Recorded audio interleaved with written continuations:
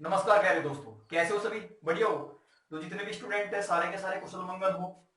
बहुत अच्छी बात है, काफी दिनों के बाद मैं वीडियो अपलोड कर रहा हूं। मैं ये थोड़ा सा ध्यान देना कि आपको जो मैंने पहले वीडियो कंटेंट दिए थे उन सभी को तरीके से ढंग से नोट्स बनाकर आपको पढ़ना होगा, तभी जाकर आपकी तैयारी अच्छी होगी प्यारे बच्चों। ठीक है, तो जैसे कि मैं बता रहा हूँ, मैंने 2-3 पार्ट अपलोड कर दिए हैं। हेडिंग बाय हेडिंग में चीजों को समझाऊंगा। ये नहीं कि मतलब 30 मिनट के टॉपिक में 30 मिनट के वीडियो लेक्चर में मैं आपको सारे कंटेंट रेडी करा दूंगा, ऐसा बिल्कुल नहीं होगा। और अगर मैं आपको हिस्ट्री पढ़ाता हूँ तो मैं आपको आपकी बुक्स के अकॉर्डिंग जो हेडिंग्स है उन हेडिंग्स के बारे में उनके अच्छे से नोट्स बना के और उनके बारे में एक्सप्लेन करूंगा। इससे बेटर कुछ नहीं है और ये सबसे बेस्ट होता है। ठीक है, ये मैं नहीं कर सकता था कि 15 या 20 मिनट का एक वीडियो लेक्चर डाल दूं, उसमें सारी चीजें बता दूं, लेकिन उसमें सारी चीजें कवर नहीं हो सकती। आप भी समझदार हो, बाकी समझ सकते हो। ठीक है, तो आइए मेरे साथ और आज का सेशन स्टार्ट करते हैं। तो जैसे आपने हेडिंग देखकर अंदाजा लगा लिया होगा, हेडिंग है आपकी the aristocracy and the new middle classes. The aristocracy होता है कुलीन वर्ग। सर कुलीन वर्ग क्या होता है? कुलीन वर्ग होते हैं जो पैसे से सोकार आदमी होते हैं। ठीक है, जो जो धनी आदमी होते हैं या फिर शहर में जिनका नाम होता है, कहते हैं ना ये हस्तियां हैं, तो हस्तियां का मतलब जो करोड़पति होते हैं। ठीक है, जो ज्यादा पैसे वाले होते हैं। ठीक है, अब भाई ज्यादा पैसे में लैंडलॉर्ड भी हो सकते हैं, लैंड फोर्म भी हो सकते हैं, मतलब जमींदार भी हो सकते हैं, और जो है बिजनेसमैन भी हो सकते हैं, बहुत कुछ हो सकता है। तो कोई भी हो सकता है धनी।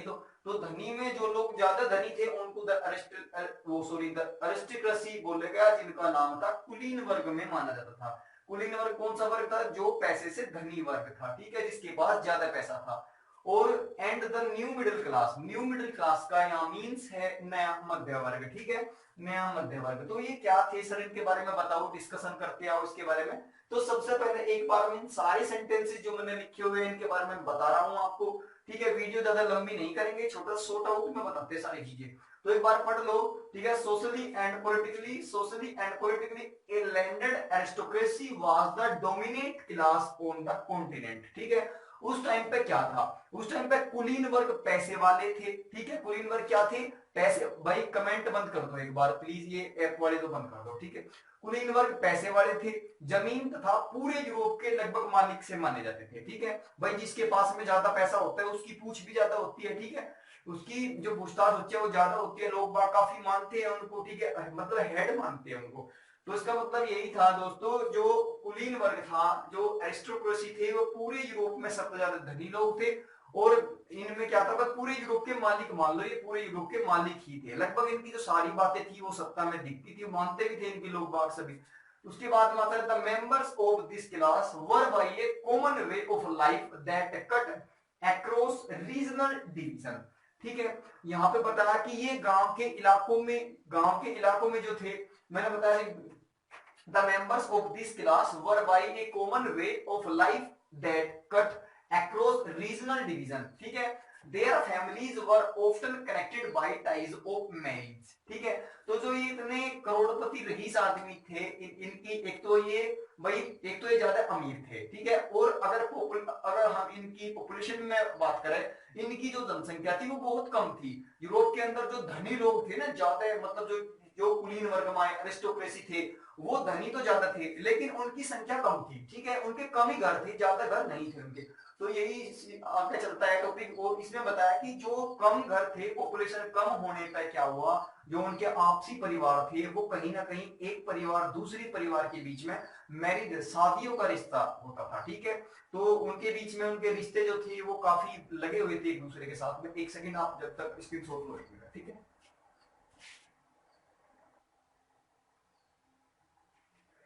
तो जैसे बताया गया है कि जनसंख्या कम थी, उनकी पॉपुलेशन कम थी, और पॉपुलेशन कम होने के कारण उनके जो परस्पर संबंध थे, जो उनकी कनेक्टिविटी थी, वो कहीं ना कहीं किसके मैरिज, ठीक है, शादियां होती थी उनके बीच में। तो पैसे वालों की शादियां, पैसे वालों अमीर घर के, तो अमीर घर के साथ में रिलेशन रखेंगे। ठीक है, ऐसा मानते थे लोग। तो मतलब अपनी जो उनकी जो बेटियां थी, उनके बेटियां और बेटे जो उनकी शादी वगैरह करने की, तो एक से दूसरे परिवार के अंदर करते थे। और किस परिवार के अंदर? कुलीन वर्ग के अंदर ही करते थे, अरिस्टोक्रेसी वाले कैटेगरी के अंदर ही। यानी कि अमीर वर्ग जो है, अमीर अपनी लड़की की शादी गरीब वर्ग में करेंगे, ऐसा बिल्कुल नहीं था यूरोप के अंदर। जो अमीर घर के लड़के थे उनकी शादियां भी अमीर घर की लड़कियों से होती थी। ठीक है, तो यही समझाने का प्रयास यहाँ पे किया गया है। उसके बाद में this powerful aristocracy was however numerically a small group. The the group of towns and the emergence of commercial classes whose extents was based on production for the market। ठीक है, तो ये यहाँ पे ये बताया गया है कि जो गांव के इलाके में थे लोग, जो कुलीन वर्ग के गांव के इलाके में थे, उनके पास में जमीन ज्यादा थी, और जो शहर में थे, शहर में उनकी बड़ी बड़ी हवेलियां थी। ठीक है, तो इससे समझ में आ जाएगा कि काफी पैसा था उनके पास में। अरिस्टोक्रेसी ग्रुप था जो, ठीक है, अरिस्टोक्रेसी के पास में। अरिस्टोक्रेसी क्या बोलते हैं? कुलीन वर्ग। और कुलीन वर्ग होता क्या है? जो ज्यादा रिच लोग थे, ठीक है, यूरोप कॉन्टिनेंट के लगभग मालिक से माने जाते थे। ठीक है भाई, पैसा ज्यादा होगा तो डिमांड ज्यादा होगी, लोग बाग उनकी बातें मानने गए, ठीक है, सुनेंगे उनकी दो बात, तो ऐसा ही मानते थे। कुलीन वर्ग काफी बड़ा चढ़ा ग्रुप था ये। ठीक है, सारी चीजें पैसे की तो होती है। उसके बाद में आता है अब industrialisation began in England in the second half of the 18th century. यहाँ पे लिखा हुआ है इंडस्ट्रियलाइजेशन, औद्योगिकरण जो हुआ था, औद्योगिकरण इंडस्ट्रियलाइजेशन वर्ल्ड में सबसे पहले कहां पे हुआ था? तो ये शुरू हुआ था इंग्लैंड में। और कब शुरू हुआ था इंग्लैंड में? तो ये 18th सेंचुरी, 18वीं सदी के द सेकंड हाफ, ठीक है, 18वीं सदी के द सेकंड हाफ में स्टार्ट हुआ था ये। ठीक है भाई, ये नोट करो एक बार। तो यहाँ पे बताया गया है जैसे इंग्लैंड में औद्योगिकरण 18वीं शताब्दी के दूसरे भाग में शुरू हुआ था। इंग्लैंड में जो इंडस्ट्रियलाइजेशन हुआ था वो 18th सेंचुरी की कब हुआ था? बताओ, लिखा हुआ है यहाँ पे, लिखा हुआ है द सेकंड हाफ। ठीक है, द सेकंड हाफ 18वीं शताब्दी के दूसरे भाग में शुरू हुआ था। ठीक है, उसके बाद में आता है but in France, but in France, लेकिन फ्रांस में, and part of the German state, France में और जर्मनी के कुछ प्रांतों के अंदर, it occurred only during the 19th century. France के अंदर और जर्मनी के कुछ प्रांतों के अंदर जो इंडस्ट्रियलाइजेशन था वो कब हुआ था? तो ये ध्यान रखना है, यहाँ पे लिखा हुआ है 19th सेंचुरी, 19वीं सदी के दौरान हुआ था। ठीक है, तो 18th सेंचुरी के, 18th सेंचुरी के हाफ में क्या हुआ था? 18th सेंचुरी के हाफ में इंग्लैंड में शुरू हुआ था। ठीक है, 18th सेंचुरी के हाफ में इंग्लैंड में इंडस्ट्रियलाइजेशन शुरू होता है। तो वर्ल्ड में अगर बात करी जाए तो वर्ल्ड में सबसे पहले इंडस्ट्रियलाइजेशन कहां हुआ था? इंग्लैंड में हुआ था। कब हुआ था sir? The second half of 18th century, the second half of 18th century. ठीक है, और उसके बाद बट द फ्रांस, फ्रांस और जर्मनी के कुछ स्टेट्स के अंदर कब हुआ था? फ्रांस, ये रहा यहाँ पे, फ्रांस और जर्मनी, फ्रांस और जर्मन स्टेट्स जो थे उनके बीच में कब हुआ था? तो यहाँ पे लिखा हुआ है द 18th सेंचुरी, वो सॉरी द 19th सेंचुरी, 19वीं शताब्दी के दौरान हुआ था। ठीक है, अभी तो 18 हाफ 18th में कहां पे हुआ था? बताओ, हाफ 18th में इंग्लैंड में हुआ था, और 19th सेंचुरी में कहां हुआ था? जर्मन के कुछ प्रांतों के अंदर और फ्रांस के अंदर हुआ था। ठीक है, उसके बाद in the make new social groups came into begin a working class population and middle classes made up of industrialist businessman and professional. तो जब वहां पे इंडस्ट्रियलाइजेशन शुरू हुआ प्यारे दोस्तों, तो वहां पे क्या हुआ भाई? कुछ किसान ऐसे थे, देखो मैं लोकेशन बताता हूं, जैसे लोकेशन मैं उस दिन भी बताई थी आपकी। अगर हम बात करें थोड़ी सी, पश्चिम तथा मध्य यूरोप में इंडस्ट्रियलाइजेशन होने से शहरों का विकास हुआ था। ठीक है, पश्चिमी तथा मध्य, अब सपोज करो, सपोज बस सपोज कर लो आप, ठीक है भाई, ये यूरोप है। ठीक है, हालांकि ये यूरोप का मैप नहीं है, लेकिन ये यूरोप मान लो आप। ठीक है, यूरोप है ये, यूरोप के इधर ईस्ट यूरोप, इधर वेस्ट यूरोप, यहाँ पे नॉर्थ यूरोप, यहाँ पे साउथ यूरोप। जो मिडिल यूरोप है, मिडिल यूरोप और वेस्ट यूरोप के अंदर जो यहाँ पे ये फार्मर्स थे, ये वाले, यहाँ पे इंडस्ट्रियलाइजेशन जब हुआ, जब यहाँ पे इंडस्ट्रियलाइजेशन हुआ यूरोप के अंदर, तो यहाँ पे ज्यादातर शहरों का विकास हुआ, सिटियां बनने लगी, सिटियां नहीं सिटीज। ठीक है, सिटीज बनने लगी, नई नई सिटी उभर कर आई। ठीक है, बहुत सारे टाउन्स ऐसे थे जिनको शहरों में चेंज कर दिया गया, सिटी बना दी गई उनकी। तो बहुत सारा डेवलपमेंट हुआ इंडस्ट्रियलाइजेशन से। अब उसके बाद आता है, अगर हम देखें थोड़ा सा, तो जब यहाँ पे देखो, यहाँ पे क्या होता था, यहाँ पे समझने वाली बात ये है कि जो भाई प्रॉब्लम कहीं आ गई,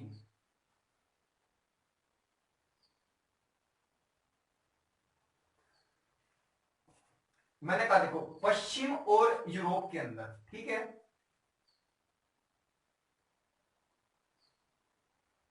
मैंने कहा जो कुलीन वर्ग थे, कुलीन वर्ग के जो आदमी थे, अरिस्टोक्रेसी जो थे, वो सबसे ज्यादा फार्मर्स थे। उनके पास में ज्यादा जमीन थी, पैसा भी ज्यादा था, शहरों के अंदर बड़ी बड़ी हवेलियां थी। ठीक है, अगर हम बात करें जो अरिस्टोक्रेसी थे मिडिल यूरोप के अंदर, जो अरिस्टोक्रेसी थे, और वेस्ट यूरोप के अंदर जो अरिस्टोक्रेसी थे, ठीक है, जो कुलीन वर्ग था मध्य यूरोप में, और पश्चिमी यूरोप के अंदर जो कुलीन वर्ग था,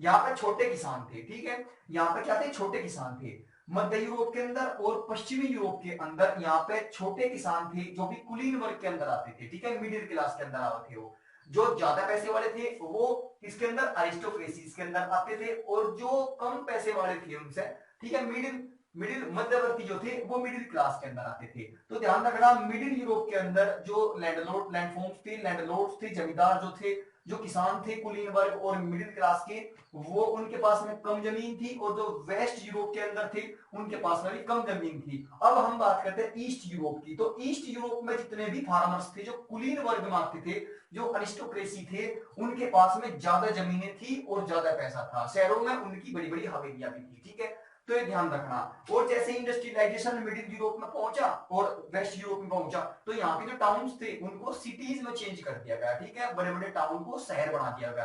तो ये ध्यान रखना, यूरोप का जो विकास हुआ था वो औद्योगिक क्रांति, ठीक है, औद्योगिक क्रांति, इंडस्ट्रियलाइजेशन रिवोल्यूशन के आने से ही स्टार्ट हुआ था। तो मैंने बता दिया यूरोप के अंदर औद्योगिक क्रांति सबसे पहले इंग्लैंड में आई थी। कब आई थी, 18वीं सदी के दूसरे भाग में आई थी। और अगर इंग्लैंड के बाद बात करें, तो इंग्लैंड के बाद फ्रांस और जर्मन के कुछ प्रांतों के अंदर, जर्मन स्टेट्स के अंदर कब आई थी, 19th सेंचुरी, 19वीं शताब्दी के अंदर आई थी। ठीक है दोस्तों, अब बढ़ते आगे। यहाँ पे लिखा it was among the educated it was among the educated liberal middle classes. Liberal होते हैं उदारवादी, उदारवादी का मतलब होता है जो जल्दी से उद्धार करना चाहते हो, कि हमारा डेवलपमेंट जल्दी से हो। ठीक है, जो हमारी पहली आदतें है वो सारी छूट जाए, उसके बाद नई आदतें हो, हमें मतलब हम अपने आप खुद भी डेवलप हो, या कि हम अपने आप डेवलप हो गए तो हमारे साथ साथ क्या होगी, हमारी फैमिली भी डेवलप होगी, और हमारी फैमिली डेवलप होगी तो हमारा पूरा जो टाउन है या विलेज है वो भी डेवलप होगा। जब विलेज डेवलप होगा तो अपना पूरा एरिया जो है वो डेवलप होगा। तो जिनके अंदर डेवलपिंग करने की भावना थी, थिंकिंग थी, उनको हम लिबरल्स बोलते हैं एक तरीके से। ठीक है, ये सबका साथ सबका विकास ऐसा मानते थे। उसके बाद में the ideas of national unity following the abolition of aristocratic privileges gained popularity.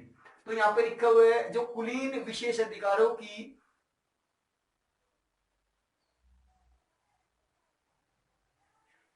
कुलीन विशेष अधिकारों की जब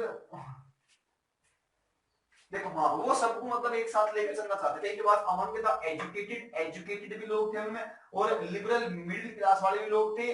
that ideas of national unity, और वे उनके जो विचार थे कहीं ना कहीं उनके विचार यूनिटी को लेकर थे, कि मतलब सारे आपस में मेल जोल करके रहे और सारे एक जगह इकट्ठे रहे। ठीक है, तो उनके विचार बहुत अच्छे थे। तो ये ध्यान रखना, लिबरल्स तो वैसे अच्छे ही होते हैं, ठीक है, उदारवादी होते हैं ये। तो ध्यान रखना, educated liberal middle classes, that ideas of national unity flowing, क्या national unity flowing the abolition of aristocratic privileges gained popularity.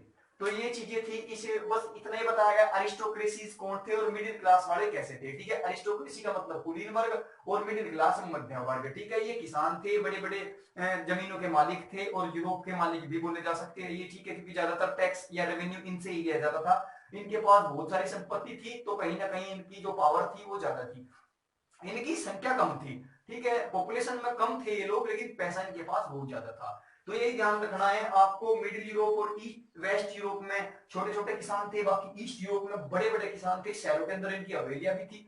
ठीक है, तो फिर बाद में क्या हुआ, मिडिल यूरोप और वेस्ट यूरोप में इंडस्ट्रियलाइजेशन आया। मैंने बताया कब कब आया, वो सारी चीजें यहाँ पे है। तो आपकी ये हेडिंग जो है कंप्लीट होगी। अब मैं नेक्स्ट हेडिंग अपलोड करूंगा कल। ठीक है दोस्तों, तो आप अपने, ये बहुत अच्छे नोट्स है, इन नोट्स को अगर आप संजो कर रखेंगे या फिर आप अपनी कॉपी में पेस्ट करोगे तो निश्चित ही आपको सफलता मिलेगी। और मैं आपको बता दूं, अभी पिछले 2 साल से मैं एसएसटी की तैयारी जैसे बच्चों को करा रहा हूं, तो जितने क्वेश्चंस मैं यहाँ पे लिखवाता हूँ, फाइंड आउट कर, मैं आपको केवल वही पढ़ाऊंगा जो आपके पेपर में इंपॉर्टेंट है। ठीक है, अगर आपको ज्यादा जानकारी मुझे देनी है तो मैं आपको फिर स्पेशल प्लेलिस्ट देता हूँ, आपको समझ में आनी चाहिए बात। तो नॉर्मल चीजें आपको पता होनी चाहिए।